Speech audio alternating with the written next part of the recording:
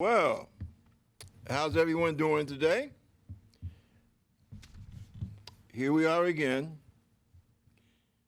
in good old New York City, and this is the Concern Forum. I'm your host, Robert Gums, and the truth matters. Now, one of the things when we look at this country, look at it from, looking at it from the past and looking at it now, I think one of the greatest problems that we've had is the fact that many Americans have a very difficult time dealing with the reality of our history. And that's a shame in many ways. I say that because there are aspects of our history that are really, they're truly glorious. They really are. They give honor to the very term Homo sapien, humankind.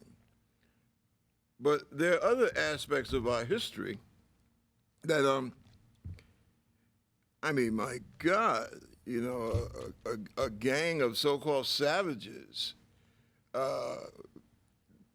behaved in a far better manner than the things that happened here. I'm trying to turn down this damn phone, excuse me. And I think that that's a shame because people, and this seems to be such a very difficult thing for a lot of Americans to cope with. People are not good. They're not bad. They're people. They're human beings. And they make mistakes, okay? And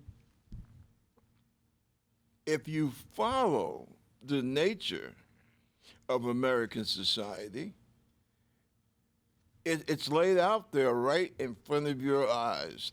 As I said, we have done some outstanding, great, spanking, bloody, wonderful things to contribute to human society. But by the same token, we have done some extremely terrible, awful things. And we have to, we have to come to grips with that. Now, we have a problem with this voting. It would seem that there are certain states in the Union that if I decide to move to one of them, I'm going to have a difficult time trying to vote. Why? Because of the color of my skin, because of the fact that I'm basically a person of moderate means. So, therefore, and especially in many of these states, especially if I don't have my own personal transportation, which a lot of folks don't, of any color. We have a bill that could deal with all that, H.R. 1. And it seems that the holdup is from Democratic senators, oddly enough, especially one in particular. And of course, I'm talking about what's that guy from West Virginia, Manchin. Now, I'm going to hold back on what I had originally planned to say because I heard, what was it, very late last night, earlier this morning, that they seem to be coming close to some type of compromise. Now, I'm quite sure in the Senate, you probably would have a couple of Republicans that would vote for H.R. 1. Or, put it this way, they are really looking for a compromise. This country was founded on compromise. Okay, so I'm not going to condemn that. People don't understand, or maybe they're starting to understand, that in many cases, it's not the House that speaks, quote unquote, the people's house, that speaks for the people, meaning the mass majority of the American people. That's the thought that many of us used to have. But in a lot of the cases now, look at the Senate. Because when you're a senator, you are trying to, fight and make your voice heard for the whole state. See, if you're just some ignorant clown that lives in the district full of people that are basically, how should I say, uninformed and enjoy being uninformed, then you're not going to be that open to progressive, fair, sensible ideas. However, if you are a senator, you have to remember you have a lot of districts who are not like that. So hopefully we will get this thing at some of these 14, 15 states, especially places like Arkansas, Georgia, hold on a second, Florida, have absolutely ruined. And maybe we might be able to salvage something good out of this. Let's wait and see. And I would tell President Biden, don't talk to me about Putin when people of color and, believe it or not, low-income white people are not able to vote without a problem, or the elderly of any race. That's not the American way, and we can't allow that to happen. Now, I'll be honest about it. I kind of agree with my neighboring congressperson, Ms. Cortez, the famous AOC. I think that she's right. She's talking about the urge that some Democrats still have to try and reach across the aisle. And to be quite frank about it, I agree with her. It's nonsense. It's time to get what needs to be done for the American people. And see, I think it's more important that we try to get some kind of unity among the American people. The hell with the politicians. All right? They're there because of us. We're not here because of them. And we need to keep remembering that. The people, we depend upon the elected officials to secure a decent quality of life, protect our freedom, etc. That's what they're there for. They're not there to pump up their chest and walk around vaingloriously. Hey, I'm Congressman Woomba, Everybody look at me. No, that's not what this government is supposed to be about. It wasn't founded to be like that. And if we let it be like that, it's our fault. Now, somebody will tell me, well, hey, 73 million people voted for Trump. Well, I will tell you, and maybe this is a bruising thing to say to some folks, but listen, you voted for Donald Trump, you have problems. Okay? Somewhere inside of you, you have deep problems. Okay? A guy who's a thief, you know that he's a thief. See, this is what really upsets me with some people because they keep trying to make this a political thing. This is not political. We have allowed other things to infect the body politic here in America, see? And we have to start to recognize that. Donald Trump is he's what they used to call before and during World War II, a fifth columnist, okay? Those who support him are fifth columnists. They have no loyalty to the American flag and what that flag is supposed to stand for. I don't know about you. I know on my computer, on my email, I'm constantly bombarded with this right-wing garbage. You ask these people, hey, you ask them nicely, don't send this garbage to me anymore. I'm not one of your fans. I don't go for this crap. And yet, it keeps coming. So maybe that's something to take a look at as far as going to court. Because, see, this is the same type of thing that the Nazis pulled when they were going to take over a country like the Netherlands or Norway or France. This is what they did. They put out this propaganda, and that's all it is. How do you know it's propaganda? Because it doesn't talk about issues. When have you seen or read of Republicans fighting for clean water? I haven't heard any lately. I know that if Democrats and independents stand up in the state assembly or in the National Assembly in D.C. and start talking about clean water, the Republicans and their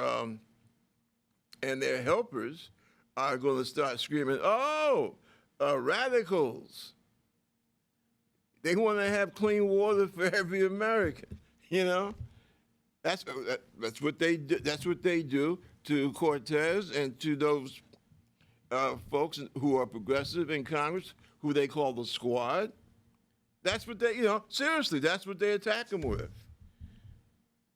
They want, one of the female progressives was saying something, I think, lady from Michigan, talking about clean water, same subject, and she was attacked as a radical. They want to come off of all these radical suggestions.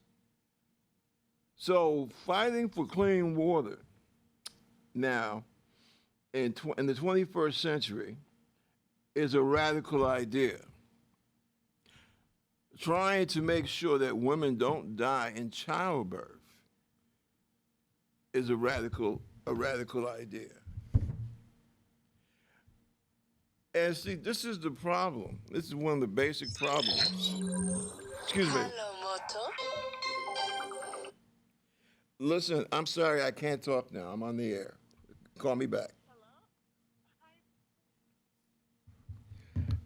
Yeah, as I was saying,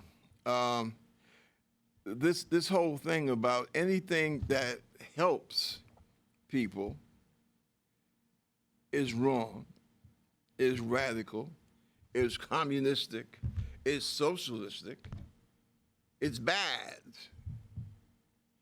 And see, this is what I would like to ask the 73 million folks that voted for Trump. Now, mind you, a large amount of these people, if you ask them why they voted for Trump, they can't tell you. A lot of his supporters can't tell you why they support him. And for those who will tell you, they're going to say, oh, well, it's because he's going to take our country back. And see, this is what really freaks me. One of the things that really freaks me out take us back from where?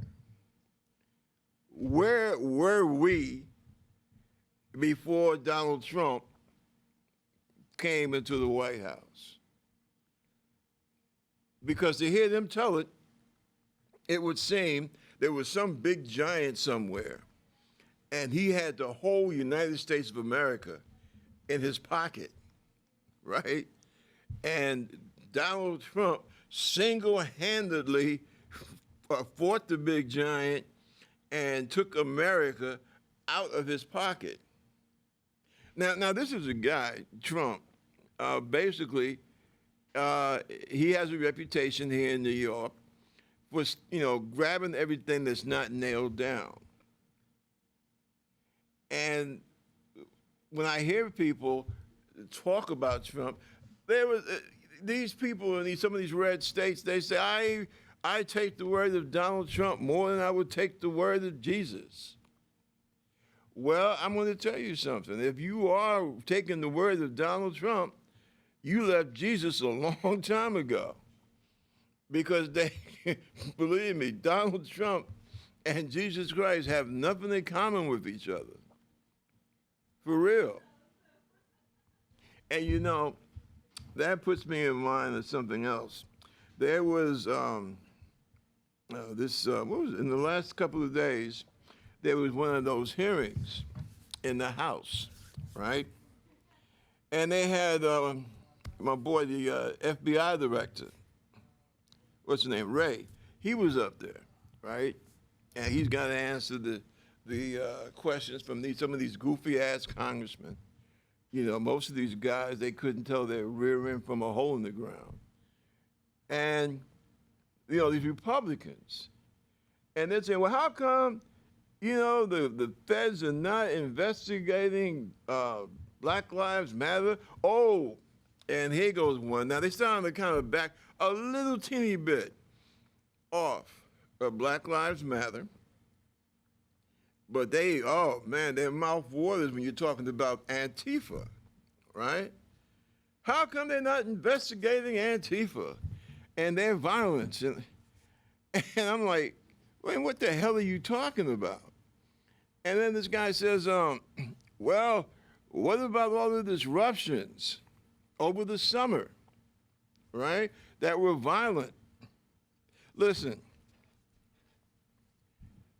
let's try and wrap this up, okay?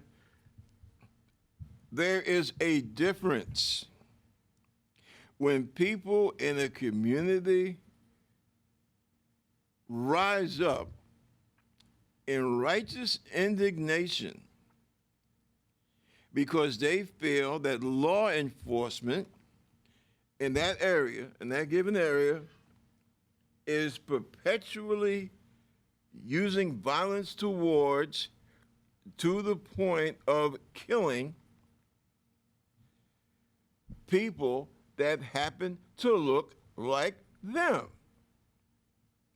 And what makes it especially bad is when these people are either not shooting at the police or they are totally unarmed. And when things like that are seen often enough in the community, people have a tendency to get very upset to the point that they will riot.